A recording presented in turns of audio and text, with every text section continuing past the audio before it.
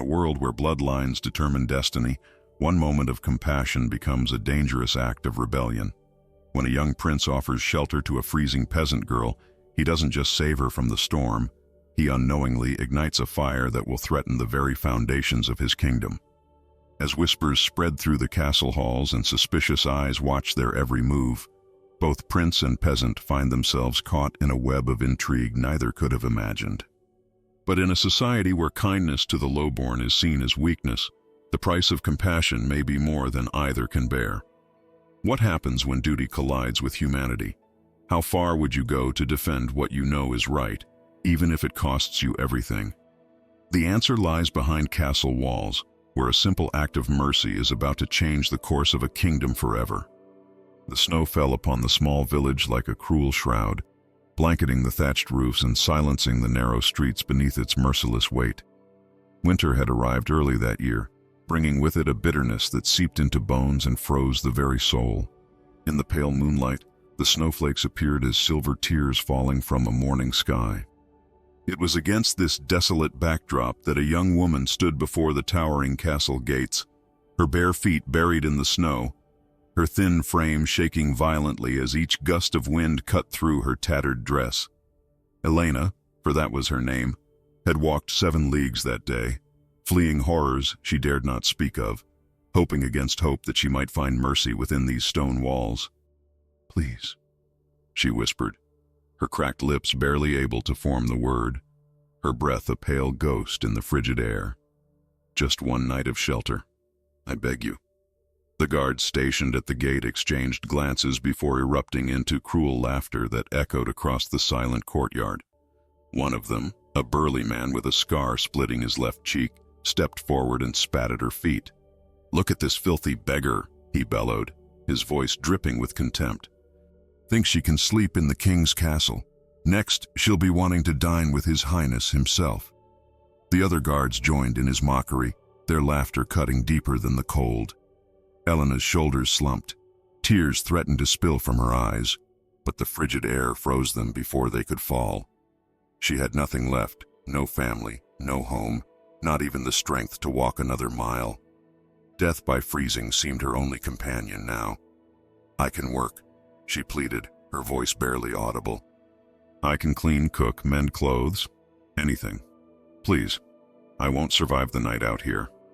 "Not our concern," the scarred guard snarled, pushing her backward with the blunt end of his spear. "Die in the street like the rest of your kind. The castle is not a poorhouse for filthy peasants." But fate, it seemed, had other plans.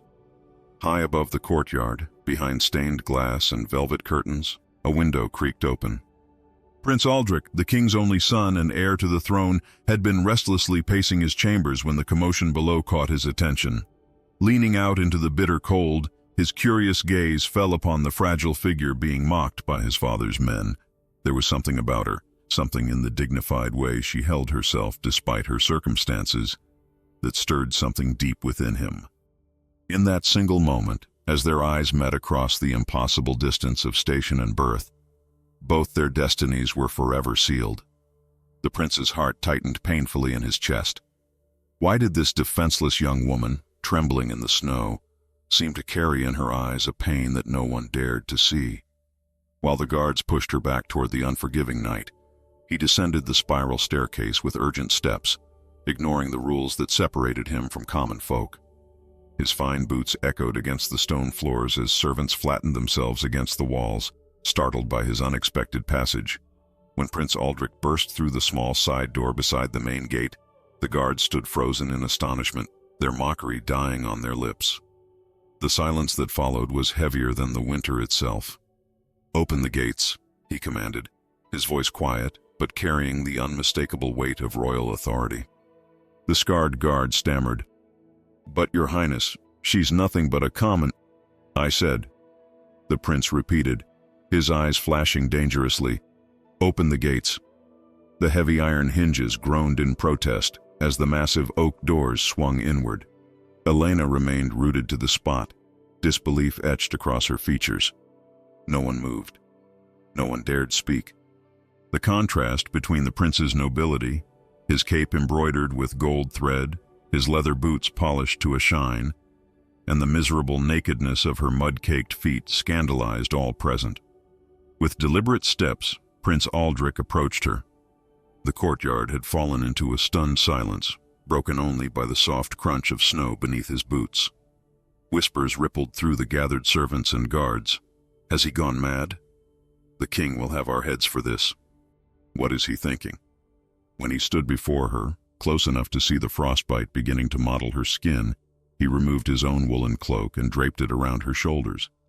The warmth of it, still carrying his body heat, was so sudden and unexpected that Elena nearly collapsed. The prince caught her arm, steadying her.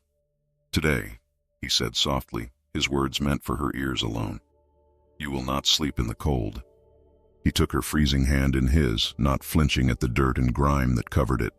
Every eye in the courtyard widened at the sight. A royal prince touching a beggar woman with his bare hands. It was unheard of, unprecedented, a breach of every unwritten law of their society. Leading her inside with a gentleness that bewildered the onlookers, Prince Aldrich guided Elena through the threshold of the castle. The warmth within hit her like a physical force, bringing fresh tears to her eyes. Decades of soot and smoke had blackened the great stone hearth where a fire roared, its golden light dancing across walls hung with tapestries depicting hunting scenes and great battles of old. As they passed through the great hall, nobles and servants alike drew back in horror and fascination. Their judgmental gazes followed the unlikely pair, the crown prince and the beggar woman, like predators tracking wounded prey. That night, without realizing it, the young prince had initiated the scandal that would shake the entire kingdom to its foundations. For in that simple act of mercy, offering shelter to one who had nothing, he had set in motion events that would challenge the very order of their world. And neither of them could possibly foresee the price they would both pay for that one moment of compassion. The following morning, the castle buzzed with malicious whispers. Servants huddled in corners, their voices dropping to hushed tones whenever someone approached. Nobles gathered in small clusters throughout the great hall, their jeweled fingers pointing discreetly toward the eastern corridor where the stranger had been given quarters. The very air seemed charged with scandal. "Have you seen her? The filthy peasant girl walking our hallways?"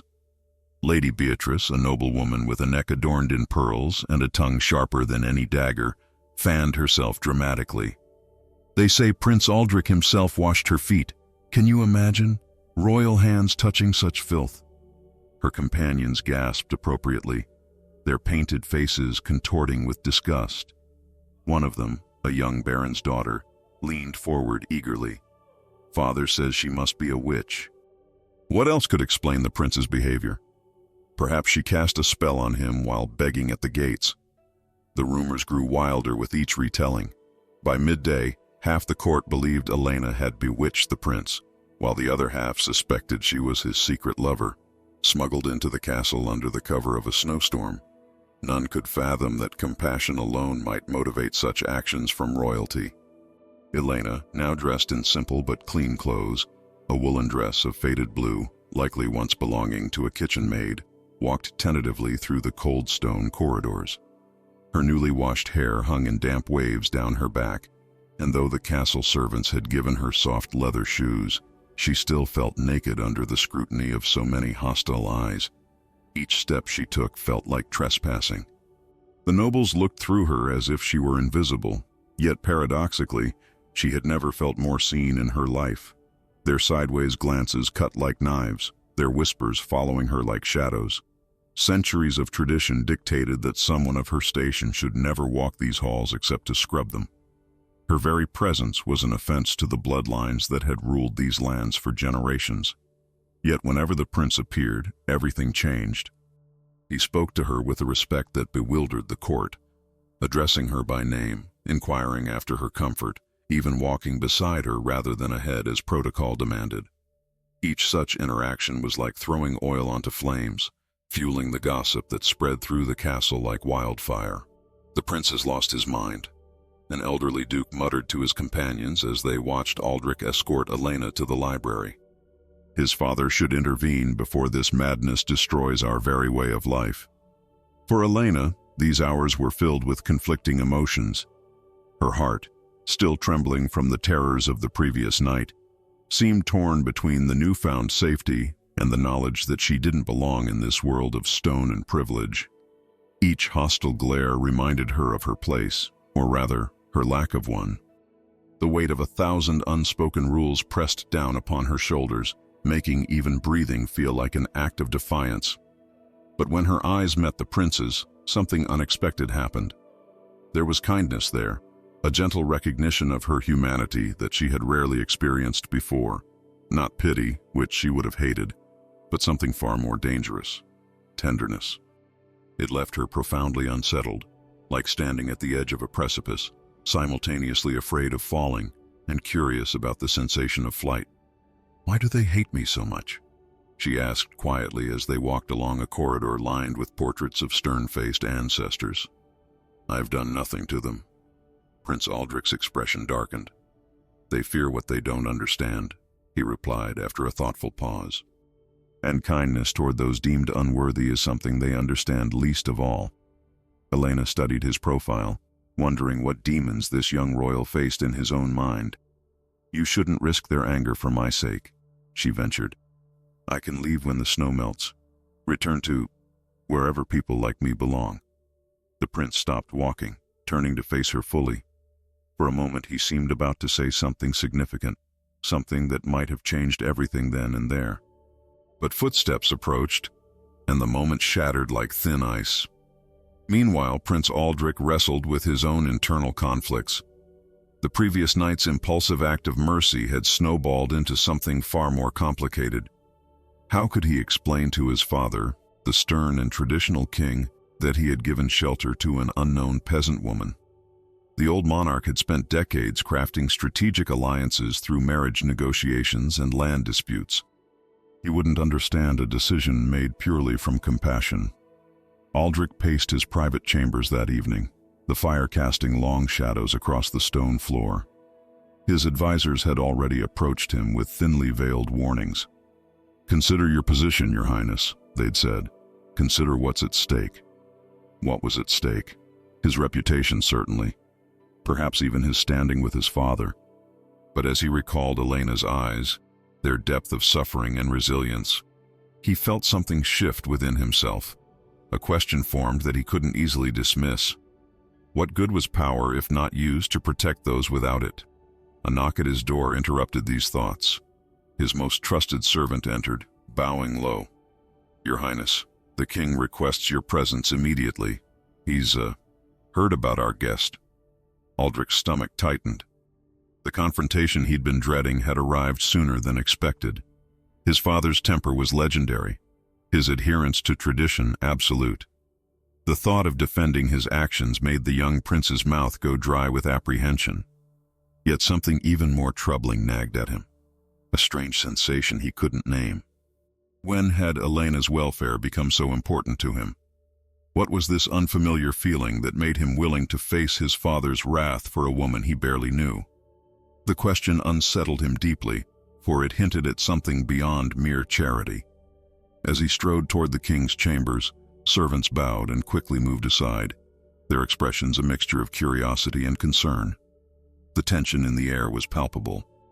Everyone sensed that something momentous was brewing, something that might forever change the delicate balance of power within these ancient walls. The question hanging in the air, unspoken but felt by all, was simple yet profound. How far would the prince go for her? Where would he draw the line between duty to his bloodline and this inexplicable pull toward compassion? The answer remained elusive, even to Aldrich himself, as he prepared to defend actions he still didn't fully understand. And Elena, left alone in her borrowed chamber, stared out at the falling snow and wondered if she had brought destruction upon the one person who had shown her kindness in a world of cruelty. The weight of that possibility felt heavier than all her previous suffering combined. Elena had never imagined that safety could feel so much like imprisonment. 3 days had passed since the prince had brought her inside the castle walls, yet each hour felt like walking on broken glass. The corridors, with their imposing tapestries depicting ancient battles and mythical beasts, seemed to watch her with judging eyes. Even the stone itself appeared to reject her presence. the cold seeping through her borrowed shoes as if to remind her she was an intruder. The servants were perhaps the cruelest in their silent judgment. They performed their duties with mechanical precision whenever she was near, avoiding eye contact as if her common status might be contagious. During meals, which she took alone in a small antechamber rather than the great hall, they would place her food without a word and retreat as quickly as possible. The silence of their contempt spoke volumes. One morning, as weak winter sunlight filtered through the narrow window of her chamber, Elena caught her reflection in a small looking glass. The face that stared back was cleaner than it had been in months. Her hair no longer matted with dirt and snow, her cheeks showing the first hint of color after days of regular meals. Yet her eyes remained the same, wary, haunted, waiting for the moment when this inexplicable mercy would be revoked. "You don't belong here," she whispered to her reflection. "You never will." The borrowed chamber, though humble by the castle's standards, was still finer than any place she had ever slept. The bed with its straw mattress and woolen blankets felt like sinful luxury after years of sleeping on dirt floors. Yet she couldn't shake the feeling that she was merely a curiosity, a temporary amusement for a bored prince who would soon tire of his charitable project. As she made her way to the kitchen to offer help, a gesture repeatedly refused but one she continued to make, a young serving girl with fiery red hair and freckled cheeks bumped into her intentionally, spilling water across the stone floor. "Watch where you're going, beggar," the girl hissed under her breath. Elena bent to help clean the spill, but the girl snatched the cloth from her hands. "Don't touch it. Your kind isn't welcome here," she snapped, then lowered her voice to a barely audible whisper. "You're in danger. They want to get rid of you." Before Elena could respond, the girl had hurried away, leaving only puddles and foreboding in her wake. Elena's heart hammered against her ribs, her momentary indignation replaced by a familiar cold fear. Of course they wanted her gone. She had known this fairy tale couldn't last, but the confirmation still struck like a physical blow. Later that day, as she huddled by the small hearth in her chamber, a quiet knock disturbed her troubled thoughts. Prince Aldrich entered, his brow furrowed with concern, his shoulders carrying a tension that hadn't been there before. "You've heard the whispers, haven't you?" he asked without preamble. Elena nodded, unable to meet his gaze. "The serving girl, she warned me." The prince paced the small room, his fine boots clicking against the stone floor. In the 3 days since bringing her into the castle, he had visited daily, sometimes only for moments, sometimes lingering to share stories of the kingdom's history or ask about her life before that snowy night. Today, however, his usual composure seemed fractured. "My father's advisors are convinced you're here to spy or steal or somehow corrupt the court," he said, running a hand through his dark hair. "Ridiculous accusations, but dangerous nonetheless. They're pushing for your immediate removal." Elena rose from her seat, squaring her shoulders despite the tremor in her hands. "Then I should go. I've imposed on your kindness long enough." "No." The force of his response startled them both. Prince Aldrich's face softened immediately. "I mean, the winter is still brutal. You wouldn't survive a day out there." A heavy silence fell between them, filled with unspoken questions and impossible answers. Finally, the prince made a decision that would alter both their fates irrevocably. "I know a place where you'll be safe," he said, his voice dropping to a near whisper. "A chamber in the eastern wing, hidden behind the old library. It was built generations ago during a time of civil unrest, designed to conceal valuable treasures, or people who needed protection." Elena's eyes widened. "You would hide me? Against your father's wishes? Against the entire court?" "I would." The simplicity of his answer belied the enormity of what he proposed. To defy the king, to conceal a commoner within the castle walls, it was unprecedented, perhaps even treasonous. That very night, under cover of darkness, Prince Aldrich led Elena through a maze of rarely used corridors. Torchlight cast long, dancing shadows as they moved silently past sleeping chambers and guard posts. The risk was immense. If discovered, the prince's reputation would be shattered, his honor irreparably damaged. The heir to the throne, skulking through his own castle like a common thief, all to protect a woman the court had already deemed worthless. The hidden chamber, when they finally reached it, was small but surprisingly comfortable. Dusty tapestries adorned the walls, their colors faded but still beautiful. A narrow bed occupied one corner, a small table and chair another. Most importantly, it connected to a series of servant passages that would allow the prince to visit without being observed. "No one comes to this wing anymore," he explained, lighting candles around the room. "These books haven't been read in decades. You'll be safe here until I can find a more permanent solution." As he prepared to leave, securing the hidden entrance behind a false bookshelf, Elena gathered her courage to ask the question that had plagued her since that first night at the gates. "Why are you doing this for me?" Prince Aldrich paused, his hand on the latch of the secret door. For a long moment, he seemed to search for an answer, not for her, but for himself. When he finally spoke, his voice carried a note of genuine confusion. "I don't know," he admitted softly. "Since that night in the snow, something has changed. It's as if—" he struggled to find the words. "It's as if my life is no longer entirely my own." Their eyes met in the flickering candlelight, and something unspoken passed between them. An invisible thread binding two souls from worlds that were never meant to intersect. Neither understood the force drawing them together, this connection that defied explanation or reason. "Rest now," the prince said, breaking the charged silence. "I'll return tomorrow with food and news." As the hidden door closed behind him, Elena sank onto the edge of the bed, overwhelmed by the realization that this stranger, this prince, was risking everything for her safety. The thought was both terrifying and strangely exhilarating. What had begun as a simple act of charity had evolved into something far more dangerous, something that neither of them fully comprehended. That night, as she lay awake listening to the whisper of wind through ancient stonework, Elena wondered if she had become not just a burden, but a curse to the one person who had shown her kindness. Yet beneath that worry burned another, more troubling thought, the memory of his eyes when he looked at her, and the answering warmth it kindled in her own heart. A warmth that had no place in a world where the distance between peasant and prince was measured not in feet, but in bloodlines. The whispers reached the king's ears like poison dripping into a chalice. At first, they were merely fragments. Servants' gossip about the prince's unusual behavior, his frequent disappearances, the mysterious absence of the peasant girl who had briefly caused such a stir. But whispers in a castle have a way of gathering momentum, of finding the ears most eager to hear them. Lord Radcliffe, the king's most trusted advisor, a man with a face like parchment and eyes that missed nothing, approached the throne one cold morning with careful words. "Your Majesty," he began, his voice lowered conspiratorially, "I hesitate to bring this matter to your attention, but duty compels me. Prince Aldrich has been secretive of late. His movements are erratic, particularly in the eastern wing of the castle. I fear he may be concealing something or someone in those inner chambers."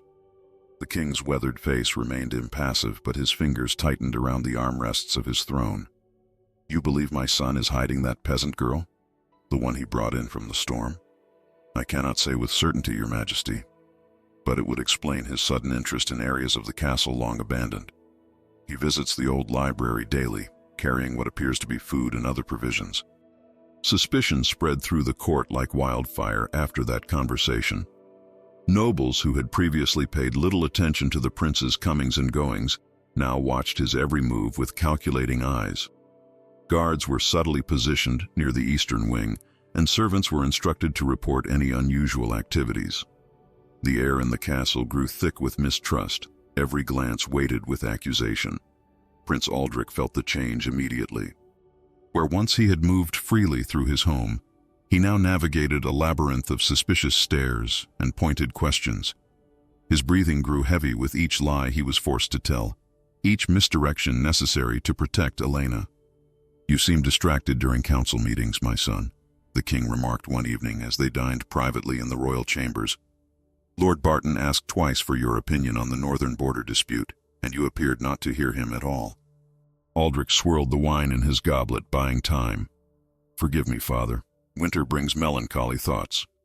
"Does it?" The king's eyes narrowed slightly. Or perhaps your thoughts are occupied elsewhere. Perhaps with our former guest? The prince's hand stilled. Our guest departed days ago, he replied, the lie bitter on his tongue. As you requested. Indeed. The king cut into his venison with precise movements. Then you won't object to a thorough inspection of the castle's eastern wing tomorrow. There have been reports of structural concerns. Aldrich's blood ran cold, but years of courtly training kept his expression neutral. Of course not, father, though I can't imagine what could be of interest in those dusty old chambers. That night, as moonlight spilled through leaded glass windows, casting ghostly patterns across stone floors, Prince Aldrich hurried through secret passages to reach Elena. Each shadow seemed to conceal a spy. Each creak of ancient timber threatened exposure. The weight of discovery hung over him like an executioner's axe. Elena had been living in the hidden chamber for nearly a week now. Despite the constant danger, she had created a semblance of comfort in her confinement. The prince had brought her books, histories, and poetry that she read by candlelight, and she had arranged the small space with care, even fashioning a broom from twigs to keep the dust at bay. It was a pale imitation of freedom, but it was safer than the alternative. When Aldrich entered, his face told her everything before he spoke a word. "They suspect," she said simply, her hands clasped tightly in her lap. "My father has ordered an inspection of this wing tomorrow." The prince paced the small room, his usual composure fractured by urgency. "We need to move you tonight." Elena rose from her seat by the small table, where she had been practicing her letters on scraps of parchment he had brought her. "Where would I go? The entire castle is watching for me." "Not the entire castle," he replied, his mind racing through possibilities. "There's the old steward's quarters in the North Tower. It's uncomfortable, cold and drafty, but rarely visited. We can move you there until I find a better solution." As they gathered her few possessions, Elena noticed the toll this deception was taking on the prince. Dark circles shadowed his eyes, and tension held his shoulders rigid. The confident young royal she had first met was being eroded by the strain of their impossible situation. "This can't continue forever," she said softly, touching his arm. "Sooner or later, they will find me." "I won't let them send you back into the cold," he insisted, with a fierceness that surprised them both. Elena's heart twisted painfully in her chest. This strange bond between them, whatever it was, had grown stronger with each passing day. In their conversations, she had discovered a man far different from the privileged, sheltered royal she had expected. He listened when she spoke of village life, of the struggles of common folk, with genuine interest rather than condescension. And she, in turn, had been surprised by his doubts and fears, his awareness of the weight of the crown he would one day wear. But such feelings were dangerous fantasies. She was beginning to care for him in ways that could only lead to disaster. That same evening, a young kitchen boy was brought before Lord Radcliffe. Trembling from head to toe, the child confessed to seeing the prince entering a hidden passageway behind a tapestry in the great hall, carrying a small bundle that might have been food. "And did you follow him, boy?" Radcliffe asked, his thin lips barely moving. No, my lord, but cook says he takes bread and cheese nearly every day and never eats it himself." Radcliffe dismissed the child with a copper coin and a warning to keep silent. The final piece of evidence had fallen into place. Tomorrow's inspection would reveal everything, and the prince's foolish charity, or whatever madness drove him to harbor this peasant, would be exposed. Meanwhile, across the castle, the dinner between father and son had grown increasingly tense. "There are some who say the girl bewitched you," the king remarked, watching his son's reaction carefully, "that her sudden disappearance is merely a ruse." Aldrich met his father's gaze steadily. "Those some have overactive imaginations and too little to occupy their minds. Perhaps. Or perhaps my heir has developed a dangerous weakness for a pretty face in distress." The king leaned forward, his voice hardening. "The throne cannot afford such weaknesses, Aldrich. Compassion has its place, but never at the expense of duty or tradition." The prince felt a flash of anger he rarely allowed himself to express. And is tradition more important than basic human decency? Is duty fulfilled by turning away those in need? The king's eyes widened slightly at this unexpected challenge. For a moment, father and son regarded each other as if seeing one another clearly for the first time. The gulf between their worldviews, previously bridged by mutual respect and affection, suddenly seemed unbridgeable. "You would do well to remember your position," the king said finally, his voice dangerously quiet. "And what is expected of it?" Later that night, as Aldrich led Elena through darkened corridors toward the North Tower, her hand gripped tightly in his, both were acutely aware that time was running out. The castle, once a sanctuary, had become a trap slowly closing around them. "If they find me tomorrow," Elena whispered as they paused at a corner, listening for guards, "promise me you won't try to protect me. Your future is too important to risk for someone like me." In the dim light of his single lantern, the prince turned to look at her. Really look at her. Not as a charitable project or a moral obligation, but as a woman who had shown more courage in her hardship than many knights in battle. "Some things," he said softly, "are worth risking everything for." Neither spoke again as they continued their perilous journey, but something fundamental had shifted between them. A recognition that whatever bond connected them had grown too strong to be easily broken, even as the forces aligned against them gathered strength. The investigation began at dawn.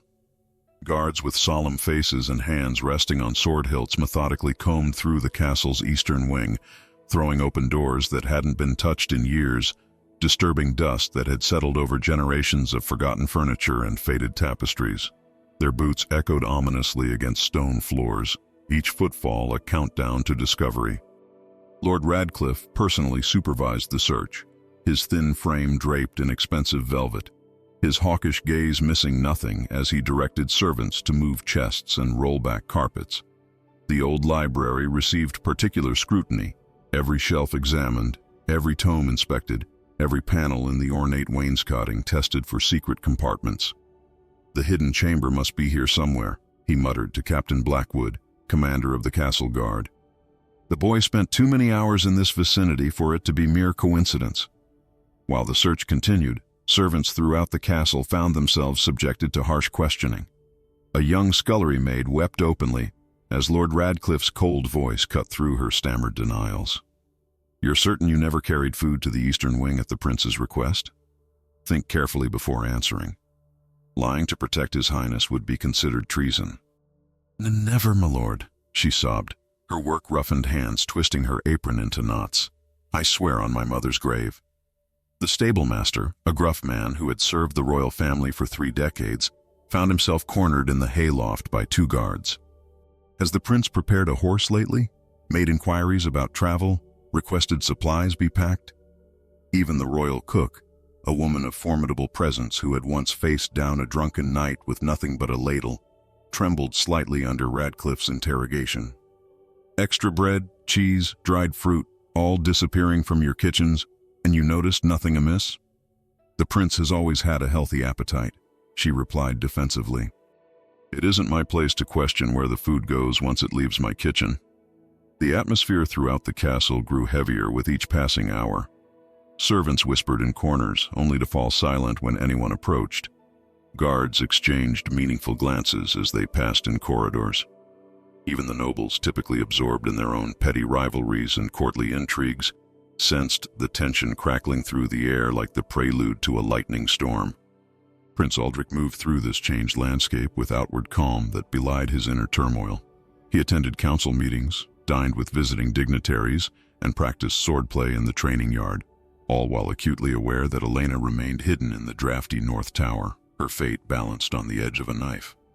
"You seem remarkably unconcerned about this extensive search, Your Highness," Lord Radcliffe commented when they encountered each other in the great hall.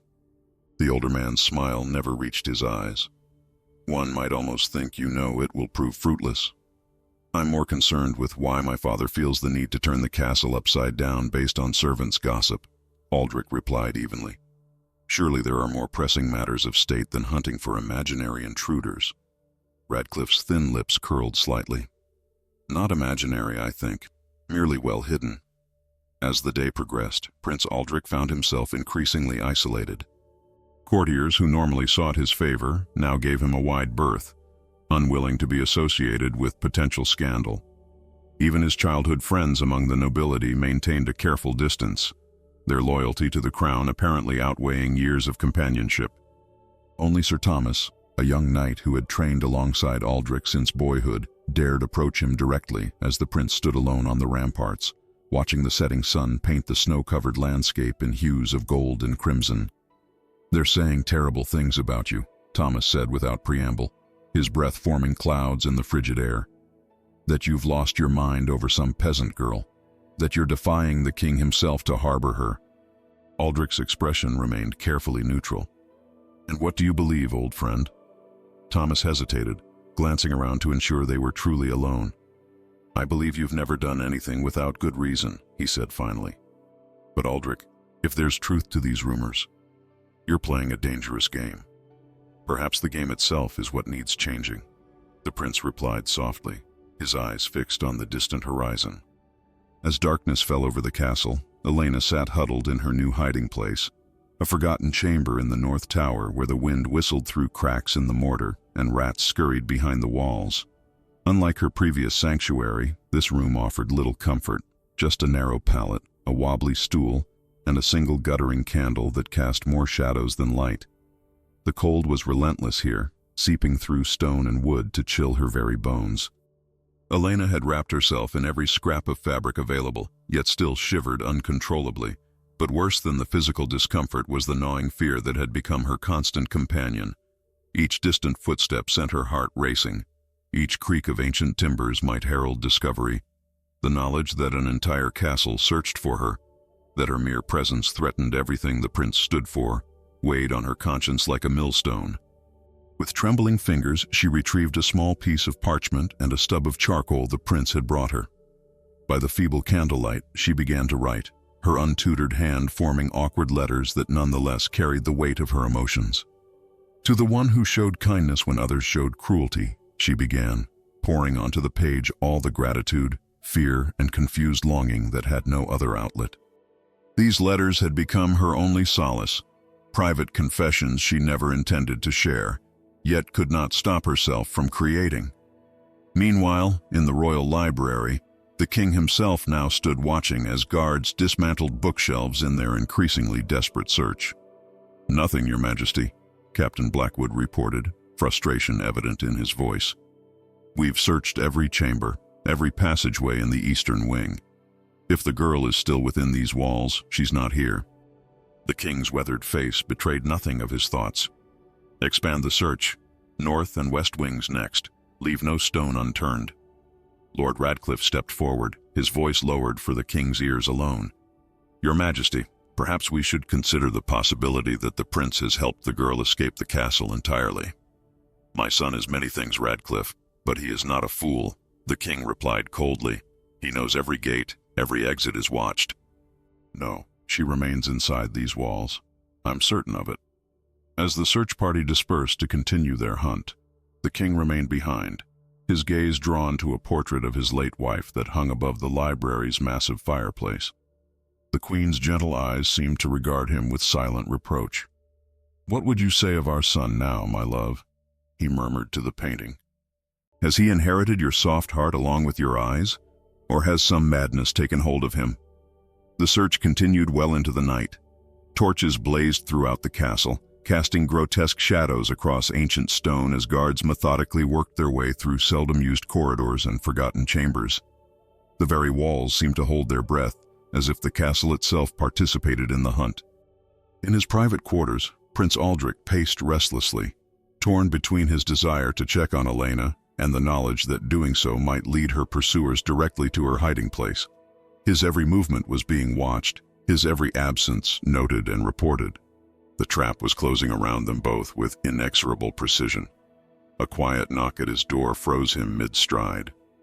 When he opened it, he found Sir Thomas standing there, his expression grave. "They've found something," the knight whispered urgently. "A servant's passage behind the old tapestry in the Great Hall. They're tracking it now to see where it leads." Aldrich's blood ran cold. That passage connected to a network of hidden corridors, including one that led directly to the North Tower. "How much time?" he asked, already moving to gather his cloak. "An hour, maybe less." The prince's mind raced through possibilities, each more desperate than the last. The noose was tightening. Soon they would find Elena. And when they did, everything would change. Thunder crashed outside the castle walls, nature's fury matching the storm brewing within. Rain lashed against leaded glass windows, distorting the view of the courtyard below where puddles reflected the frantic movement of guards carrying torches through the downpour. The sudden tempest seemed an ill omen, as if the heavens themselves sensed the impending catastrophe. In the north tower, Elena startled at a particularly violent thunderclap. Her small candle flickered, threatening to plunge her into darkness. She had spent hours in this forgotten corner of the castle, listening to the rain and the distant sounds of searching, boots on stone, doors being thrown open, voices calling to one another as the hunt intensified. Each noise brought fresh terror, each moment of silence a brief respite before fear seized her again. She had just begun to hope that perhaps they would never find this remote chamber when she heard it. The unmistakable sound of a key turning in a long, unused lock. The ancient door groaned in protest as it swung inward, revealing not the prince as she had desperately hoped, but a thin man with a face like a hunting hawk, flanked by 4 stern-faced guards. "Well, well," Lord Radcliffe said softly, triumph gleaming in his cold eyes. "The mysterious guest returns." Elena backed away until her shoulders pressed against the rough stone wall. There was nowhere to run, nowhere to hide. The guards entered with practiced efficiency, surrounding her while maintaining a distance, as if she might be contagious or dangerous. "How did you find me?" she whispered, though the answer hardly mattered now. Radcliffe's thin lips curved in a mirthless smile. "Gold loosens tongues, my dear.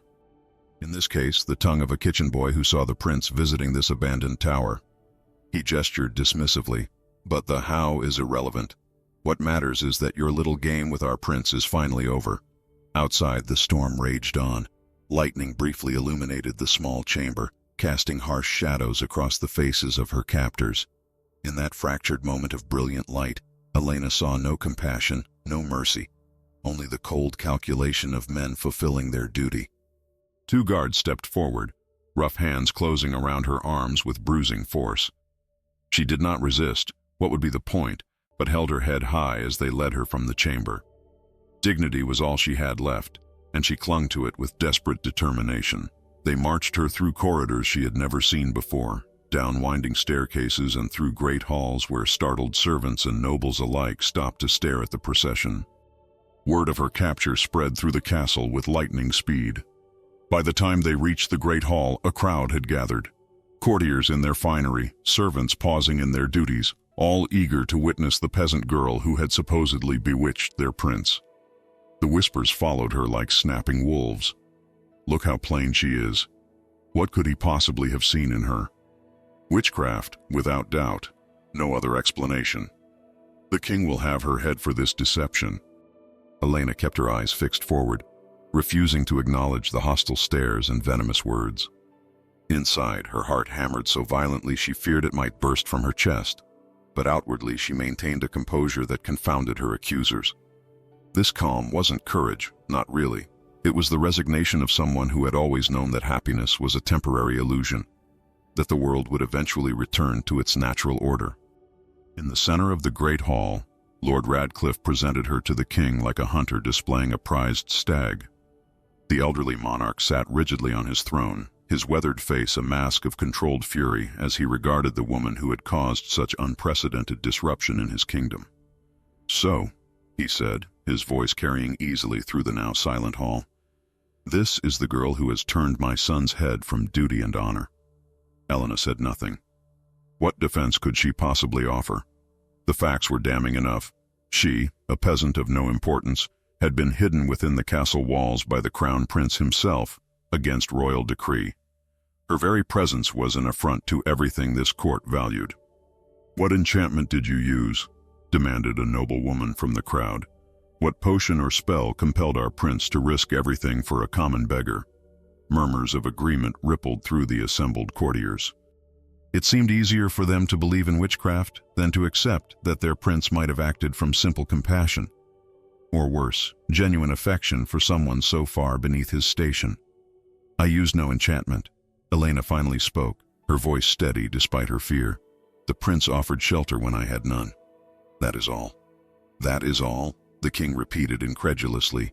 "You've made my son, the heir to this kingdom, into a liar and a conspirator against his own father's authority. You've hidden within these walls like a thief, accepting royal protection and provisions meant for those of worthy blood. And you say, that is all?" The condemnation in his voice made Elena flinch, but she held her ground. "I accepted what was offered," she said simply. "I never asked for special treatment."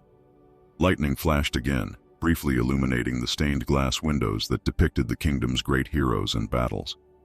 In that moment of garish light, the faces of long-dead kings seemed to stare down at her in judgment, adding their silent condemnation to that of their living descendant. The king rose from his throne, his voice hardening. "Your presence has been a corruption in this castle. You will be removed immediately and—" "Father, stop!" The command cut through the hall like a sword stroke. The crowd parted as Prince Aldrich strode forward, his face pale with fury, his normally perfect composure shattered. He had clearly run through the castle to reach them. His hair was disheveled, his breathing rapid, his usual meticulous appearance disrupted by urgency. The prince moved to stand between Elena and his father, a physical manifestation of his protection that sent shockwaves through the watching crowd. Such defiance was unprecedented, unthinkable. "Step aside, Aldrich," the king ordered, his voice dangerously quiet. "I will not." The prince's reply rang with certainty. "If Elena is guilty of anything, then I am equally guilty." The hall erupted in gasps and whispers. Lord Radcliffe's face contorted with disgust, while the other courtiers exchanged glances of mingled horror and fascination. This was scandal beyond anything they had witnessed before. The crown prince publicly defying his father, the king, for the sake of a peasant girl. "You don't know what you're saying," the king hissed, lowering his voice for his son's ears alone. "Think of your position, your duty to this kingdom." "I have thought of nothing else for days," Aldrich replied, his voice equally low but unwavering. "But I've also thought about what kind of king I wish to become, what values this throne should represent." The king's face darkened with rage. "You risk everything, your reputation, your honor, the respect of those you will one day rule, all for this nothing of a girl." Elena, still held firmly by the guards, felt each word like a physical blow. The truth of her insignificance, spoken so plainly, burned worse than any physical torture could have. Yet somehow the prince remained unmoved by his father's logic. "If she is nothing," Aldrich asked quietly, "then why does her suffering matter so little? Why does her life count for less than our comfort or tradition?" The question hung in the air, unanswerable within the confines of the court's rigid worldview. For a long, tense moment, father and son regarded each other across a gulf of understanding that seemed unbridgeable. Then, before the king could respond, Aldrich turned to face the assembled court, his voice rising to address them all. "Look at yourselves," he challenged them. "So eager to condemn someone whose only crime was accepting help when she was freezing to death. What kind of nobility are we if we turn away those in need? What kind of rulers?" His words fell into stunned silence.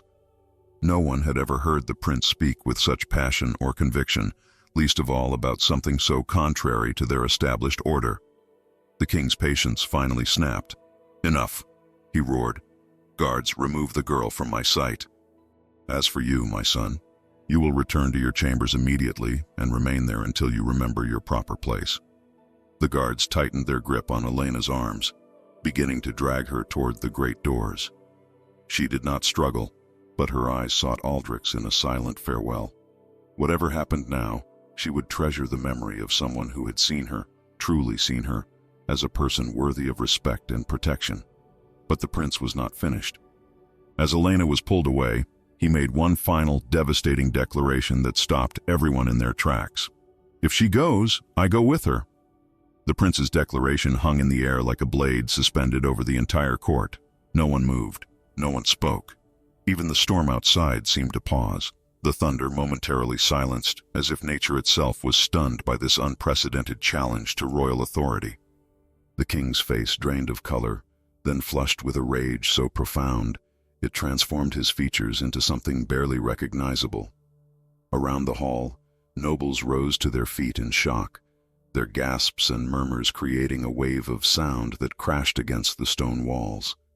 Lord Radcliffe's mouth opened and closed like a fish suddenly finding itself on dry land, while the guards holding Elena froze in confusion, their eyes darting between father and son, awaiting clear orders in this uncharted territory. "You dare?" the king finally managed, his voice a dangerous whisper that somehow carried to every corner of the vast hall.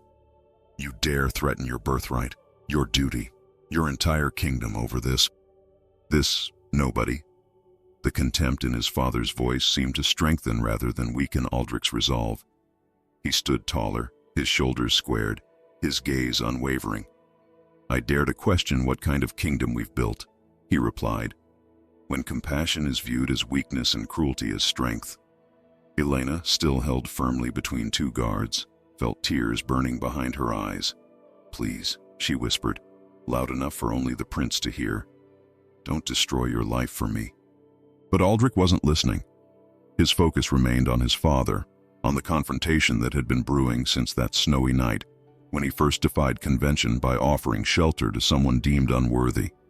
Lady Beatrice, the most outspoken of the court gossips, stepped forward with theatrical indignation.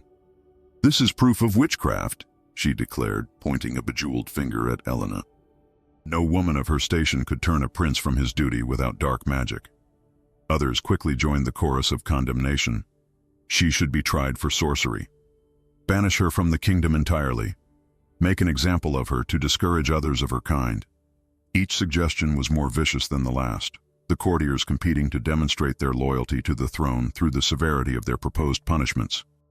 Their fine clothes and elegant manners fell away, revealing the pack of wolves that had always lurked beneath the veneer of civilization. The prince watched this display with growing disgust. These were the people he had been raised alongside, the nobles who would one day serve as his advisors and confidants. Yet in this moment of crisis, they showed neither wisdom nor mercy, only blind adherence to a hierarchy that protected their privilege at the expense of all others. "Enough!" The king's voice cut through the clamor, restoring immediate silence. He fixed his son with a cold stare that had reduced hardened warriors to stammering boys. "You will renounce this foolishness immediately. The girl will be removed from the castle, and we will speak no more of this embarrassing episode." It was not a suggestion or even an order. It was an absolute decree, delivered with the full weight of generations of unquestioned authority. In the king's mind, the matter was already settled. No son of his would throw away a kingdom for a passing infatuation with a peasant. But something had changed in Prince Aldrich during these past days. The carefully cultivated heir, trained since birth to prioritize duty above all else, had encountered something his education never prepared him for, a moral certainty that transcended the rigid frameworks he'd been taught. "I cannot renounce what I know to be right," he said quietly. His voice lacked the volume of his father's, yet somehow commanded equal attention. "If showing kindness to someone in need is an offense against our traditions, then perhaps our traditions deserve to be questioned." The king's face darkened further, a storm gathering in his eyes. "You would lecture me on governance? You, who has never had to make the hard decisions that protect a realm? Who has never had to set aside personal feelings for the greater good?" "I'm not lecturing you, father," Aldrich replied, his tone softening slightly. "I'm asking you, imploring you, to see beyond the walls we've built around ourselves. What greatness can a kingdom claim when it treats its most vulnerable with contempt?" For a fleeting moment, something flickered across the king's weathered face, a shadow of doubt perhaps, or a distant memory of his own youthful idealism. But it vanished as quickly as it had appeared, replaced by the hardened certainty of a ruler who could not afford to show weakness. "Your compassion is admirable but misplaced," he said coldly. "When you wear the crown, you'll understand that sentiment cannot guide a kingdom's laws." The prince took a step closer to his father, close enough that his next words could be private between them. "Is that what mother would say?" The king recoiled as if physically struck. The mention of his long-dead wife, the gentle queen whose kindness had balanced his severity, was a wound still raw despite the passing years. Taking advantage of this momentary vulnerability, Aldrich pressed on. She taught me that true strength lies in protecting those who cannot protect themselves. Was she wrong? For the first time, uncertainty crossed the king's face, visible only to his son, who knew him better than anyone. But the moment passed, hardness returning to the royal features. "Guards," the king commanded, his voice ringing with finality. "Escort the girl to the gates. She is banished from these lands forever, under pain of death should she return." Elena felt the guards' grip tighten as they began pulling her toward the enormous oak doors. The nightmare she had feared since entering the castle was unfolding exactly as she had imagined. Yet strangely, the terror she had anticipated was replaced by a deep sadness, not for herself, but for the prince who had risked everything to protect her. "Let her go," Aldrich commanded, his voice cutting through the hall like a blade. The guards hesitated, caught between conflicting royal orders. Such a situation had never occurred in living memory. The direct contradiction between king and crown prince, with no clear protocol to guide them. In that moment of confusion, Aldrich made his move. Striding to the center of the hall, he addressed not his father, not the nobles, but the common folk gathered at the edges of the room, the servants, guards, and castle staff who had witnessed this drama unfold. "Look at her," he said, gesturing toward Elena. "Is she so different from your sisters, your daughters, your mothers? Would you have them turned away to freeze if misfortune left them homeless? Would you have them treated as criminals for accepting help freely given?" The servants exchanged uneasy glances. This direct appeal from their prince placed them in an impossible position, caught between their loyalty to the king and the undeniable truth in Aldrich's words. Many had families in the surrounding villages, people who lived one poor harvest away from the same destitution that had driven Elena to the castle gates. The king, recognizing the dangerous shift occurring before his eyes, moved to reclaim control. "This discussion is over. Guards, obey your king." But it was too late. The prince had created a fracture in the absolute authority that had governed the castle for generations. The guards holding Elena looked to each other uncertainly, their grip loosening slightly. Seeing this hesitation, Lord Radcliffe stepped forward, his thin face contorted with fury. "This is treason," he hissed. "The prince undermines his father's authority before the entire court." His words ignited fresh outrage among the nobles, who began shouting for order, for punishment, for the restoration of proper hierarchy. The great hall dissolved into chaos, with courtiers taking sides, servants pressing against the walls to avoid the conflict, and the king and prince standing like islands in a turbulent sea, their gazes locked in silent battle. In the midst of this tumult, Elena found herself momentarily forgotten by her captors. Their hands had slackened as they watched the unprecedented scene unfolding before them. With a sudden, desperate movement, she wrenched herself free and ran to Aldrich's side. "Please," she begged, tears finally spilling down her cheeks. "Don't do this. Not for me." The prince looked down at her, and in that moment, everything else seemed to fade away. The shouting courtiers, the thundering storm, even his father's rage. For the first time since their strange connection began, he allowed himself to truly see her, not as a cause or a symbol, but as a woman who had endured more than anyone should have to bear. "I'm not doing it just for you," he said softly. "I'm doing it for the kingdom I believe we can become."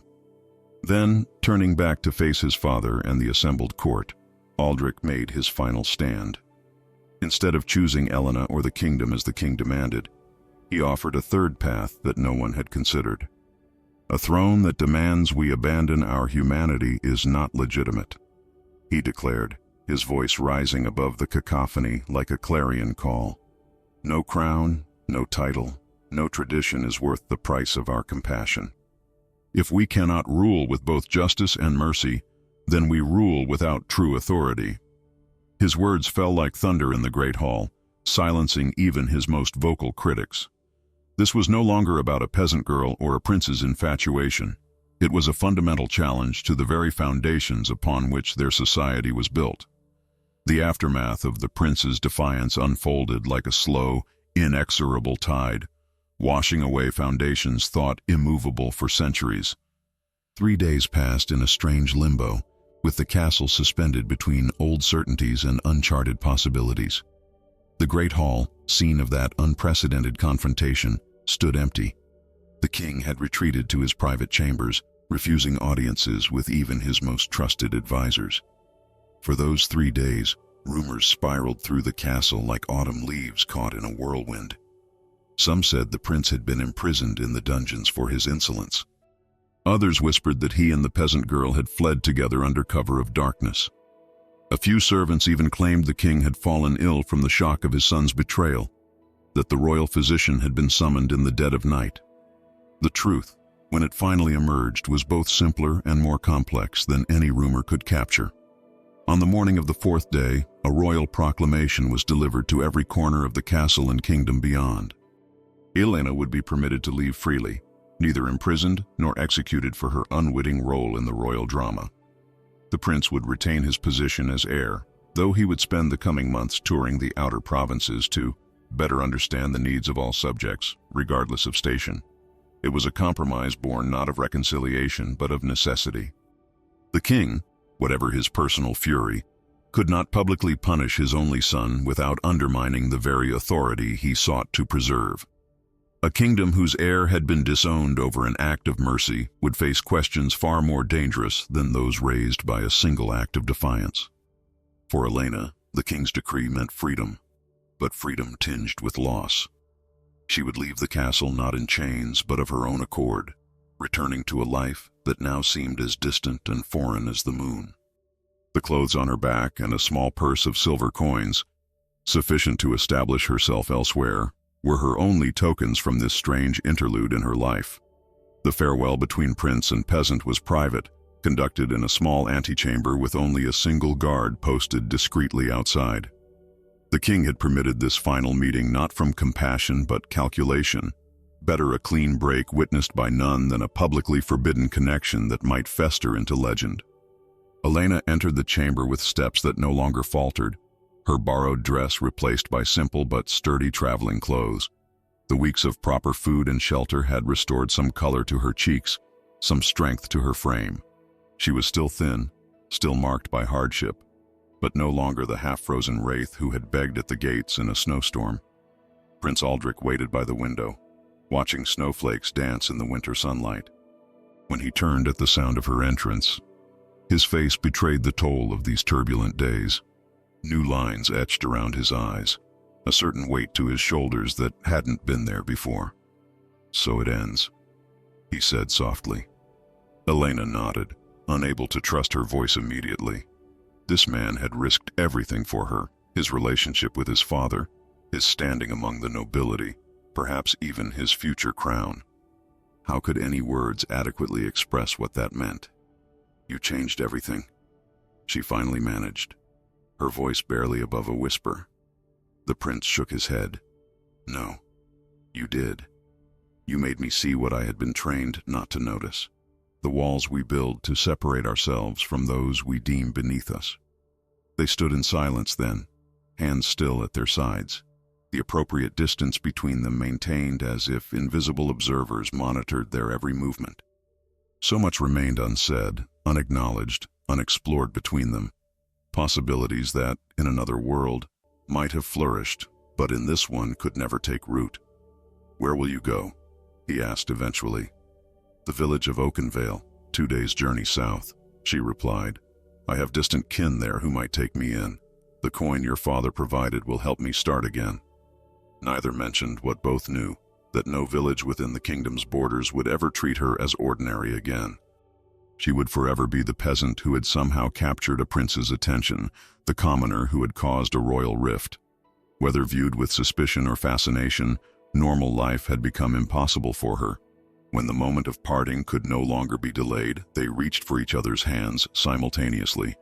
Their fingers intertwined, warm skin against warm skin, the first and last true touch they would ever share. "I will never forget what you did," Elena said, tears threatening but held back through sheer determination. Not just for me, but for what it meant. What it showed was possible. Aldrich's thumb traced a gentle circle on the back of her hand. "And I will never forget what you taught me, that true worth has nothing to do with birth or station." Their hands separated slowly, reluctantly, fingers trailing against each other until the final connection was broken. No passionate declarations, no stolen kisses, no dramatic vows to somehow overcome the unbridgeable chasm between their worlds. Just this quiet acknowledgement of something profound that had passed between them, changing them both irrevocably. As Elena departed through the castle gates later that morning, a small crowd of villagers had gathered, drawn by rumors of the scandal. They parted silently as she walked through, their expressions ranging from curiosity to suspicion to something approaching awe. The tale had already spread beyond the castle walls, growing and transforming with each retelling. She did not look back at the towering stone fortress that had briefly sheltered her. Instead, she fixed her gaze on the road ahead, the simple pack containing her few possessions slung over her shoulder, her steps steady despite the weight of unshed tears.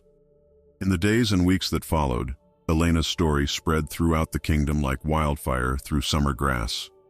In taverns and market squares, around hearth fires and harvest festivals, people spoke of the peasant girl who had somehow moved a prince to defy his father and question traditions held sacred for generations. The story changed with each telling, as such tales inevitably do. In some versions, Elena became a disguised noblewoman, testing the court's compassion. In others, the prince had fallen madly in love with her at first sight.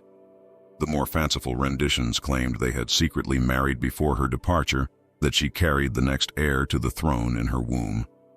The truth, that two people from vastly different worlds had briefly recognized something valuable in each other, something that transcended the barriers society had erected between them, was both less dramatic and more profound than any of these embellishments.